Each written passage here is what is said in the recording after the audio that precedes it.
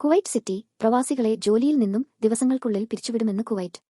രാജ്യത്തെ പൗരന്മാർക്ക് തൊഴിൽ ഉറപ്പാക്കുന്നതിനായാണ് കുവൈറ്റ് സർക്കാരിന്റെ പുതിയ തീരുമാനം. പൊതുമരാമത്ത്, മുനിസിപ്പൽ വകുപ്പുകൾ കൈകാര്യം ചെയ്യുന്ന മന്ത്രി നൂർ അൽ മഷാൻ ആണ് പ്രവാസികളെ പിരിച്ചുവിടാൻ നിർദ്ദേശം നൽകിയത്. മുനിസിപ്പാലിറ്റിയുടെ എക്സിക്യൂട്ടീവ് ബോഡിയിൽ ജോലി ചെയ്യുന്നവർ, അഫിലിയേറ്റഡ് ഡയറക്ടറേറ്റുകളിൽ ജോലി ചെയ്യുന്ന നിയമോപദേശകർ തുടങ്ങിയവരെയാണ് കുവൈറ്റ് ജോലിയിൽ നിന്ന് പിരിച്ചുവിടുന്നത്. എഞ്ചിനീയറിംഗ്, അക്കൗണ്ടിംഗ്, നിയമം എന്നിവയിലും മറ്റ് അഡ്മിനിസ്ട്രേറ്റീവ് ജോലികൾ ചെയ്യുന്നവരെയും ഇത് ബാധിക്കും.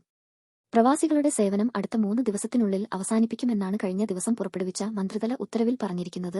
ഇത്തരം ജോലികൾ ചെയ്യാൻ കഴിവുള്ള നിരവധി സ്വദേശികളാണ് രാജ്യത്തുള്ളതെന്നും അതിനാലാണ് പ്രവാസികളെ പിരിച്ചുവിടുന്നതെന്നുമാണ് അൽ അൻബ പത്രത്തിൽ വന്ന റിപ്പോർട്ടിൽ പറഞ്ഞിരിക്കുന്നത്.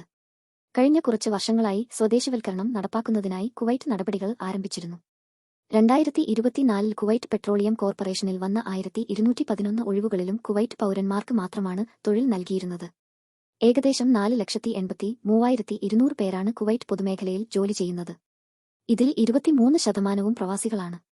മാത്രമല്ല 4.8 മില്യൺ ജനസംഖ്യയുള്ള രാജ്യത്ത് 3.3 മില്യൺ ജനങ്ങളും വിദേശികളാണ്.